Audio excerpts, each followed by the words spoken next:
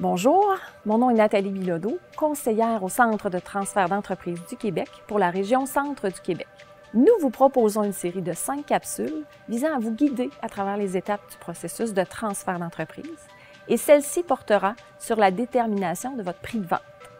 Bonjour, mon nom est Normand Lamotte. Bonjour, mon nom est Claire Côté. En 1985, j'ai acheté 100% des actions de Bois Laurentides, puis j'ai revendu en 2015. Bois Laurentides Incorporé est un fabricant de deuxième et troisième transformation dans le bois. Quand on a décidé de vendre, je faisais de l'administration et tout ça, mais je voulais être entourée pour ne pas avoir un stress de plus. Alors, on a décidé de prendre une firme d'avocats qui consistait à avoir tous les gens qui gravitent autour d'une vente d'entreprise, qui pouvaient nous aider de telle et telle façon. La firme d'avocats nous ont guidés vers ce qui était fiscaliste, comptable, tout ce que ça prend pour que le dossier soit bien monté, de façon à ce que quand on arrive pour vendre, qu'on n'ait pas de pépins qui surviennent sans qu'on ait préparé tout ça. J'avais une idée du prix que ça valait, parce que je connaissais mes actifs, les passifs, je connaissais mon fonds de roulement, mes inventaires, fait que j'avais une très bonne idée du prix que ça valait. Mais avec la firme d'avocats, on a validé tout ça. En 2012, avec la récession, disons que l'industrie du bois, ça allait pas fort. Et puis, s'il y avait une personne qui était capable de passer au travail, c'était moi. Fait que c'est pour ça que ça allait été en 2015, avant de vendre.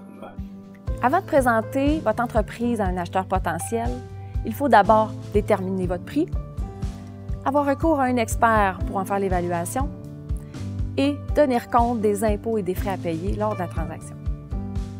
Le prix de votre entreprise n'a malheureusement rien à voir avec le temps et les sacrifices investis. Vous pouvez bien sûr évaluer vous-même la valeur de l'entreprise, mais on est rarement la bonne personne pour le faire. Souvent, notre estimation n'est pas suffisamment rationnelle. Un prix trop élevé ne vous apportera pas nécessairement plus d'argent. Cela pourrait retarder le processus en éloignant des acheteurs sérieux qui auraient le potentiel et la capacité de reprendre l'entreprise et de lui donner un nouveau souffle. D'un autre côté, un prix trop bas serait tout simplement une perte financière. De là l'importance d'avoir recours à un expert pour évaluer votre entreprise. Vous pouvez vous référer à votre comptable ou un membre de son équipe qui aura certainement l'expertise pour faire cette analyse pour vous. Il existe maintenant une certification expert en évaluation d'entreprise, le EEE, et une bonne majorité des bureaux comptables ont une personne qui possède cette expertise. Il y a 3 principales méthodes utilisées pour évaluer la valeur d'une entreprise. La valeur des actifs, la valeur selon le rendement, c'est-à-dire la capacité de l'entreprise à générer des profits, ou la valeur du marché, où à ce moment-là, on va comparer les ventes d'entreprises qui ont été vendues et qui sont comparables. Au final, une fourchette de prix sera déterminée après avoir comparé le résultat des 3 méthodes. Il ne faut pas oublier qu'il y aura probablement de l'impôt à payer lors de la transaction.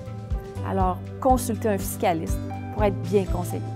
Durant tout le processus de transmission de votre entreprise, il est primordial de vous faire accompagner d'une personne qui n'est pas impliquée émotivement. Cette personne aura suffisamment de recul pour vous aider à y voir plus clair. En terminant, nous vous invitons à visionner l'ensemble des 5 capsules. Elles contiennent toutes les informations pertinentes pour vous préparer au transfert de votre entreprise. Conseil que je donnerais à un entrepreneur qui veut vendre son entreprise, ça serait de commencer à y penser le plus tôt possible, puis de mettre les choses en place le plus possible. Oui, celui que je donnerais comme conseil, ce serait de s'entourer de gens, de la même façon qu'on a fait, des gens qui vont nous aider au niveau de tout ce qui est transfert d'entreprise, que ce soit comptable, fiscaliste, que ce soit avocat, de façon à ce que quand la bonne personne va se présenter, ça puisse se faire rapidement.